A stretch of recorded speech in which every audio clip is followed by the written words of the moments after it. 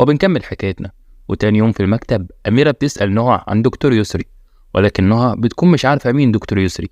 فأميرة بتعرفها إن يسري بيقول إنه يعرف نهى جدا، وبيعرض رمز لنهى صورة دكتور يسري، وبتعرفه نهى كشكليا ولكن ما كانتش تعرف اسمه.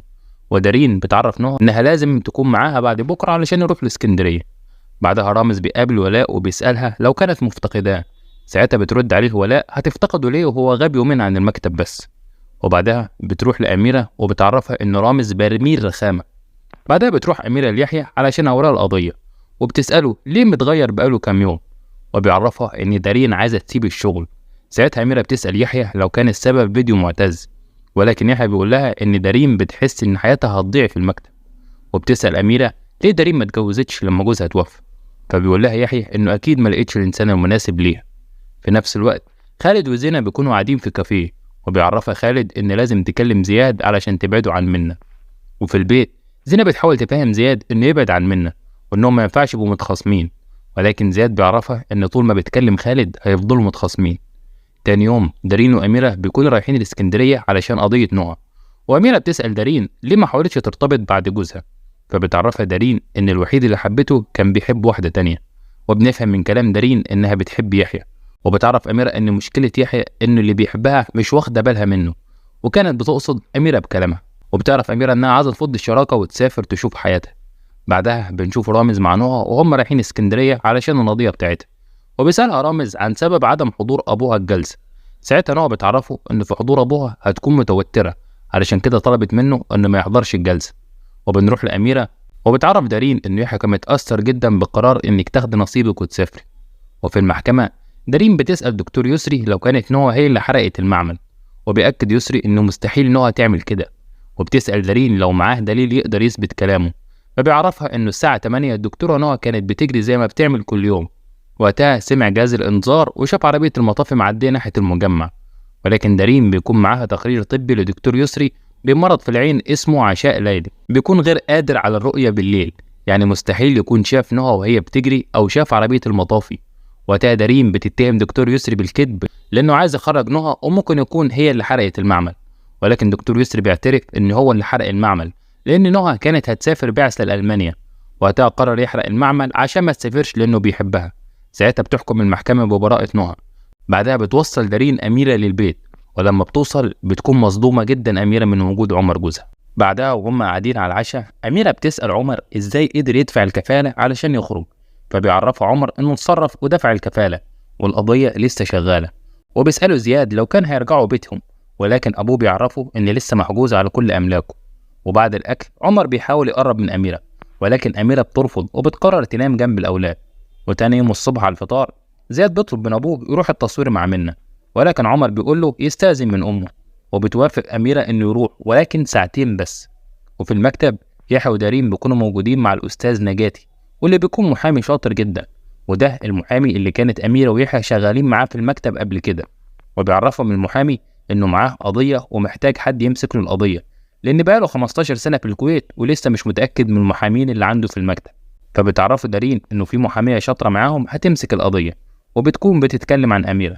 وبتوصل أميرة وبتتعرف على الأستاذ نجاتي، وبتعرفوا أميرة إن من شهرين راحت علشان تسلم عليه بس ما كانش موجود. بعدها بيقعد نجاتي مع أميرة وبيعرفها إنه متهم في قضية التعدي على ضابط شرطة، ولكن أميرة بحكم إنها كانت تعرف نجاتي بتطلب منه يطلع العفريت اللي هي ازازة الخمرة. وقتها بنعرف إنه كمان متهم في قضية سواقة تحت تأثير المخدر. وفي التصوير نادر بيسأل منة عملت إيه مع هنا، لأنه يقدر يقنع المخرج تشتغل معاه، وفاضل الوعد منة النادر بأنها تظبط له هنا. وقتها نادر بيعرف منة لو معرفتش تجيب له هنا هيخرجها من تمثيل الفيلم معاه. وفي المكتب دارين بتسأل يحيى عن رأيه في إن نجاتي يكون شريك معاهم في المكتب، وبتعرف يحيى إن أكيد عايز يشاركهم بس سنه ومركزه مانعينه يطلب منهم كده. وبتسأل يحيى لو تطلب هي منه موضوع الشراكة. في نفس الوقت بيوصل زياد لمنة مكان التصوير، وبتعرفه إنه معاها مشهد هتصوره وبعدها هتكون معاه. في الوقت ده بتوصل علا اللي كانت بتمثل الدور ده قبل منة، ولكنها اعتذرت فجأة عن الدور. وبتسأل زياد عن منة، وبيعرفها زياد إنه عرف إنها ما كملتش الدور علشان كان معاها عملية. ولما بتسأله علا عن اللي قاله كده بيعرفها إنه عرف من منة، فبتتكلم علا معاه وبتعرفه إن التليفون بتاعها اتهكر، وفي حد هددها من إيميل فيك بإن لو ما اعتذرتش عن الدور هينزل صورها على الإنترنت. وبتعرف زياد انها شاكه في منى تكون عملت كده، ولكن زياد بيعرفها ان منى اكيد ما عملتش كده وبيسيبها وبيمشي. وبالليل عمر بيكلم امه انه زهقان، ولكن امه بتعرفه انه ممكن يكلم واحده من اللي كان معاهم يسلوه. ولما بيحلف لامه انها مره وعدت بتضربه بالقلم، وبتعرفه انه اتكشف في المره دي مش مره واحده بس. في نفس الوقت في المكتب يحيى بيبارك لأميرة على خروج عمر، وبيسأل أميرة عن قضية نجاتي، فبتعرفه إنه وقفوه في الكمين وإنه اتخانق مع الضابط وعملوا له تيست مخدرات وطلع إيجابي. فيحيى بيشكر أميرة إنها قدرت تقنع دارين تكمل معاهم في المكتب. وفي البيت عمر بيحاول يصالح أميرة ولكنها بترفض، وبيطلب منها تنام على السرير وهو هينام في الأرض علشان الأولاد ما يحسوش إنهم متلخبطين. وقتها أميرة بتعرفه إنه مش هيقدر يلوي إيدها بموضوع الولاد، فبيقرر عمر إنه هينام بره على الكنبة. تاني يوم في المحكمة القاضي بيسأل نجاتي إن بقاله فترة كبيرة غايب عن المحكمة، ولكن نجاتي بيعرفه إنه خلاص رجع مصر.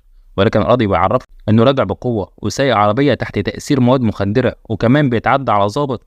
فأميرة بتطالب المحكمة بإسقاط تهمة التعدي على ضابط الشرطة أثناء تأدية عمله، ولكن القاضي بيعرف أميرة إن في شهود. ولكن أميرة بتعرف المحكمة إن الشهود كانوا زمايل الضابط.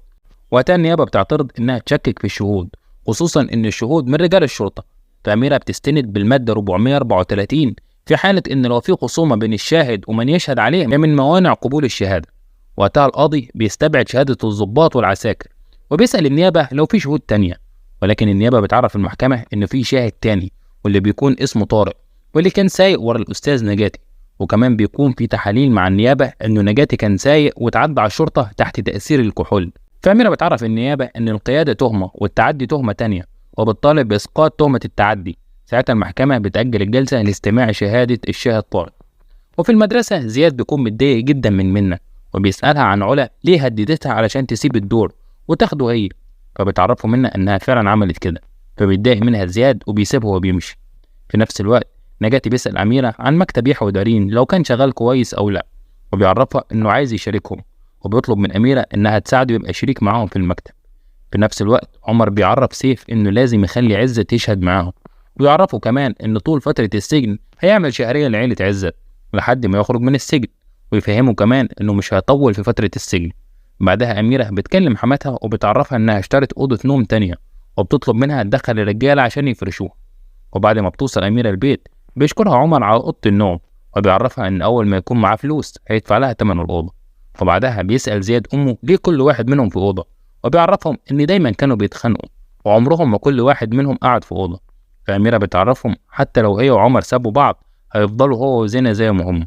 وقتها بيتضايق زياد وزينة، ولكن أميرة بتعرف زياد إنه ممكن ما يسيبوش بعض علشان يهدوا. تاني يوم بيوصل مدير مستشفى الواحة بيعرف دارين ويحيى إن المستشفى محتاجة مكتبهم يمسك قضايا المستشفى، فبيسألهم يحيى عن سبب إنهم سابوا المكتب اللي قبلهم. فبيعرفوا مدير المستشفى إن المكتب ما كانش شايف شغله كويس وخسرهم قضيتين ودفعوا مبالغ كبيرة تعويض. فبيعرفوا يحيى إنه هيتواصل مع الشؤون القانونية بتاعة المستشفى ويبلغهم بقراره. بعدها يحيى بيطلب من ولاء تجمع كل المعلومات عن القضيتين دول، ودارين بتسأل أميرة عن قضية نجاتي، وبتعرفهم أميرة بظهور شاهد جديد في القضية. وقتها دارين بتعرف أميرة إنهم عايزين يجيبوا نجاتي شريك معاهم في المكتب، فبتضحك أميرة وبتعرفهم إن نجاتي طلب منها نفس الحاجة، وبتسألهم أميرة لو كان موضوع قضية نجاتي هيضايقهم. فبيعرفها يحيى إنهم مش هيتكلموا في موضوع الشراكة غير بعد القضية. وقتها بنشوف ولاء وهي بتسأل عن البنت اللي مع رامز، وبتعرف أميرة إنها نوع صاحبة قضية المعمل، وبتلاحظ أميرة غيرة ولاء على رامز. في نفس الوقت زينة بتكون مع أبوها وبتسأله ليه خان مامتها، فبيعرفها إنها كانت غلطة ولو كان يعرف إنهم هيوصلوا للحالة دي ما كانش عمل كده أبدا. وبيعرفها إن أميرة ملهاش أي ذنب في اللي حصل، والغلطة كانت غلطته هو من الأول. وبيوعد زينة إنه هيحاول يصلح كل حاجة تاني زي الأول. بعدها بنشوف أميرة وحماتها، وبتحاول حماتها إنها ترجع أميرة وعمر تاني زي الأول، ولكن أميرة بتعرفها إن اللي حصل ده أكيد مش هيتنسي. وبتعرفها كمان إنه بعد ما تخلص قضية عمر هتطلب الطلاق. وفي المكتب يحيى بيسأل أميرة ليه شغالة لحد دلوقتي، ولكن أميرة بتعرفه إنها بتهرب من البيت مش أكتر. بعدها يحيى بيطلع لأميرة الدبلة اللي كانت معاه، وبتلاحظ أميرة إن الدبلة مكتوب عليها اسمها. وبيعترف يحيى لأميرة إنه لسه بيحبها من أيام الكلية، بس ما قدرش يتقدم ليها وما قدرش يكلمها وقتها. وأميرة بتكون مصدومة جدا من اللي سمعته في الوقت ده. لو وصلت لحد هنا ما تنساش تصلي على النبي وتشترك في القناة وتفعل زر الجرس علشان خاطر يوصلك كل جديد. شكرا لكم والسلام عليكم ورحمة الله وبركاته متابعينا الأعزاء.